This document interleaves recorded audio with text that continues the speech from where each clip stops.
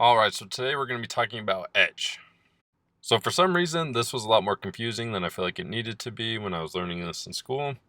And so you'll often hear people talk about total etch, selective etch, and self-etch, and sometimes that can be confusing, and for some reason it's more confusing and harder than it needs to be.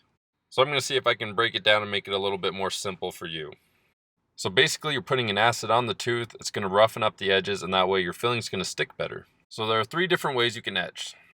So the first one, total etch. So with this, think you're totally covering the tooth with etch. You're covering everything.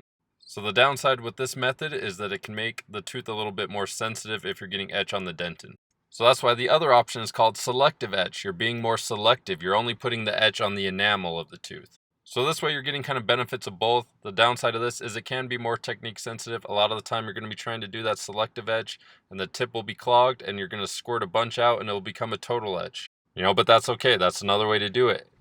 If you use a desensitizer like microprime or gluma, that can help prevent that post-op sensitivity.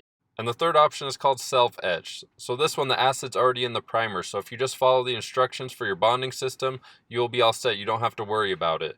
It's self-etching. It does it itself. Throughout your career, you will use all of these methods of etching. So depending on the situation, the kinds of products you have, you will use whichever one works best for you in that scenario. So a quick overview, total etch works great. It may increase sensitivity, but it's quick, it's easy, you're just covering everything. Selective etch can take a little bit longer and take a little more technique, but works great and there are less chance of sensitivity. Self-etch, the etcher's already in the primer, it's fast, it's easy, it reduces sensitivity, but it might not be as strong of a bond as the others. Hopefully that makes that a little bit easier when you hear people talk about which type of etching you're doing.